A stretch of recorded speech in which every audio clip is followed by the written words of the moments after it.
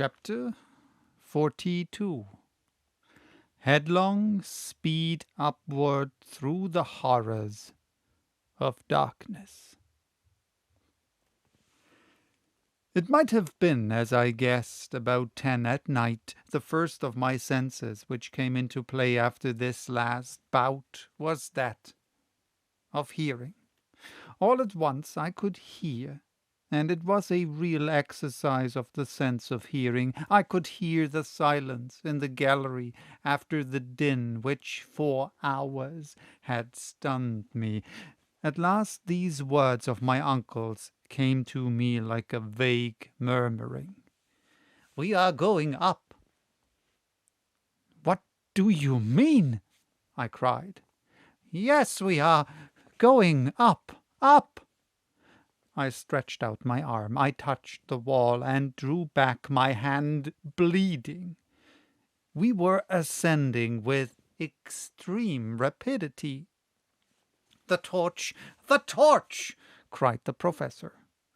Not without difficulty, Hans succeeded in lighting the torch, and the flame, preserving its upward tendency, threw enough light to show us what kind of a place we were in.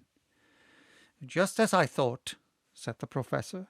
"We are in a tunnel not 24 feet in diameter. The water had reached the bottom of the gulf. It is now rising to its level and carrying us with it."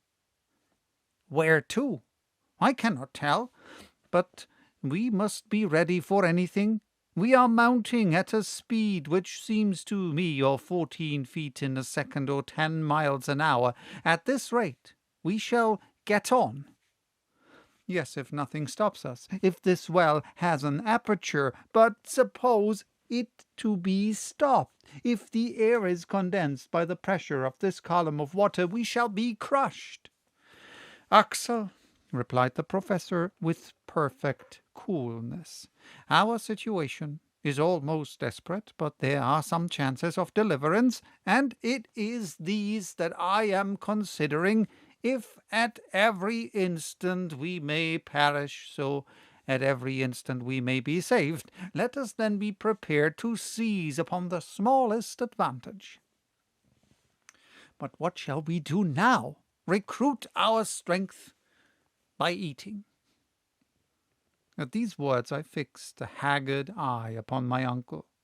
That which I had been so unwilling to confess at last had to be told. "Eat, did you say?" "Yes, at once." The professor added a few words in Danish, but Hans shook his head mournfully. "What?" cried my uncle. "Have we lost our provisions?" "Yes, here is all we have left, 1 bit of salt meat for the 3. My uncle stared at me as if he could not understand. "Well," said I, "do you think we have any chance of being saved?" My question was unanswered. An hour passed away. I began to feel the pangs of a violent hunger. My companions were suffering too, and not one of us dared touch this wretched remnant of our goodly store. But now we were mounting up with excessive speed. Sometimes the air would cut our breath short, as is experienced by aeronauts ascending too rapidly. But whilst they suffer from cold in proportion to their rise, we were beginning to feel the contrary effect. The heat was increasing in a manner to cause us the most fearful anxiety, and certainly the temperature was at this moment at the height of 100 degrees Fahrenheit. What could be the meaning of such a change? Up to this time, facts had supported the theories of Davy and of Liedenbrock.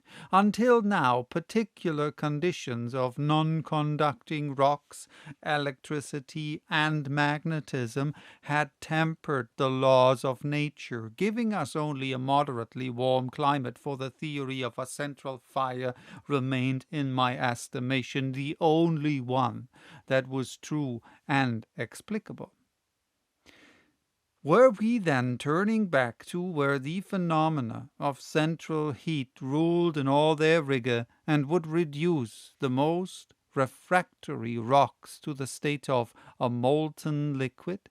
I feared this, and said to the professor, "If we are neither drowned, nor shattered to pieces, nor starved to death, there is still the chance that we may be burned alive and reduced to ashes." At this he shrugged his shoulders and returned to his thoughts. Another hour passed, and except some slight increase in the temperature, nothing new had happened. "Come," said he, "we must determine upon something." "Determine of what?" said I. "Yes, we must recruit our strength by carefully rationing ourselves, and so prolong our existence by a few hours, but we shall be reduced to very great weakness at last, and our last hour is far off. Well, if there is a chance of safety, if a moment for active exertion presents itself, where should we find the required strength if we allowed ourselves to be enfeebled by hunger?" "Well, uncle, when this bit of meat has been devoured, what shall we have left?" "Nothing, Axel, nothing at all. But will you do any more good to devour it with your eyes than with your teeth? Your reasoning has in it neither sense nor energy." "Then don't you despair?" I cried irritably. "No, certainly not," was the professor's firm reply. "What, do you think there is any chance of safety left?" "Yes, I do. As long as the heart beats, as long as body and soul keep together, I cannot admit that any creature endowed with a will has need to despair of life." Resolute words, these. The man who could speak so under such circumstances was of no ordinary type. Finally, "What do you mean to do?" I asked. "Eat what is left to the last crumb, and recruit our fading strength. This meal will be our last, perhaps, so let it be. But at any rate we shall once more be men, and not exhausted, empty bags." "Well, let us consume it then," I cried. My uncle took the piece of meat and the few biscuits which had escaped from the general destruction. He divided them into 3 equal portions and gave 1 to each. This made about a pound of nourishment for each. The professor ate his greedily with a kind of feverish rage. I ate without pleasure, almost with disgust. Hans quietly, moderately, masticating his small mouthfuls without any noise, and relishing them with the calmness of a man above all anxiety about the future. By diligent search he had found a flask of Hollands. He offered it to us each in turn, and his generous beverage cheered us up slightly. "Vortrefflich," said Hans, drinking in his turn. "Excellent," replied my uncle.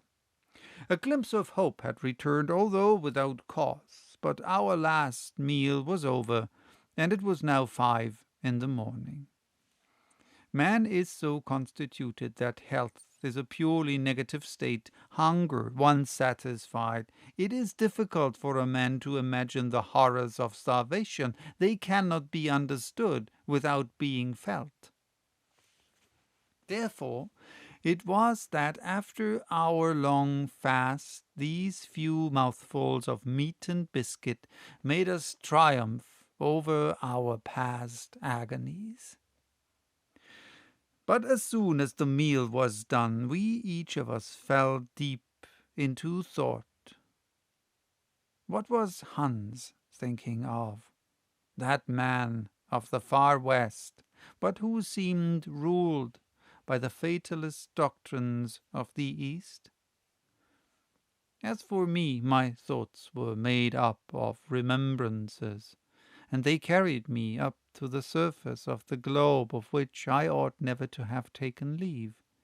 The house in the Königstrasse, my poor dear Gräuben, that kind soul Martha, flitted like visions before my eyes, and in the dismal moanings which from time to time reached my ears, I thought I could distinguish the roar of the traffic of the great cities upon earth.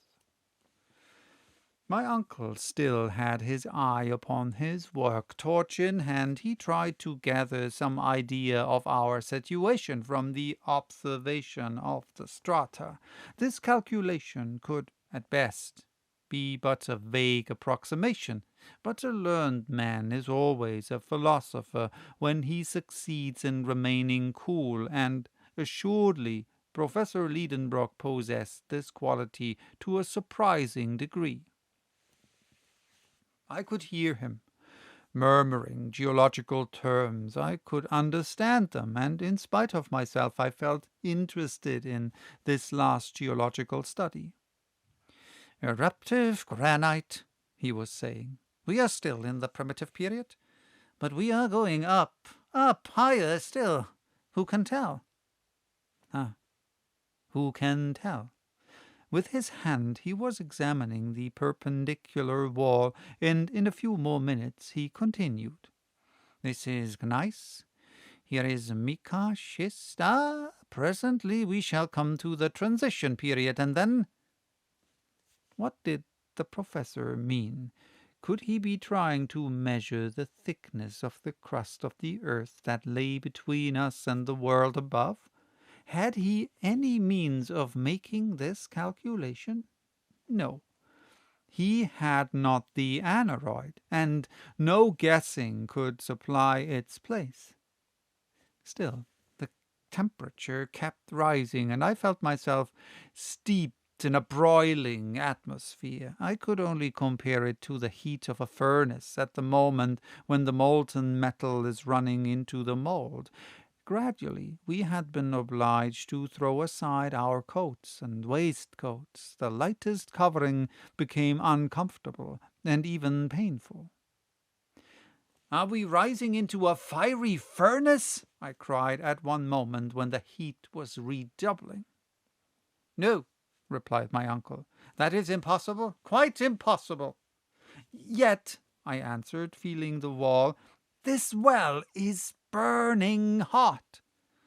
At the same moment, touching the water, I had to withdraw my hand in haste.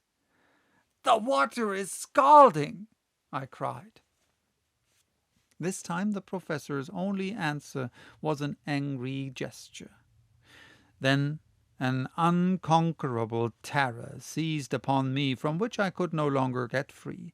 I felt that a catastrophe was approaching before which the boldest spirit must quail. A dim, vague notion laid hold of my mind, but which was fast hardening into certainty. I tried to repel it, but it would return. I dared not express it in plain terms, yet a few involuntary observations confirmed me in my view.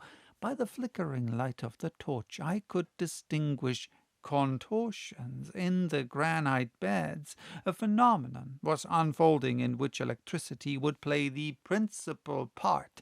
Then this unbearable heat, this boiling water. I consulted the compass. The compass had lost its properties. It had ceased to act properly.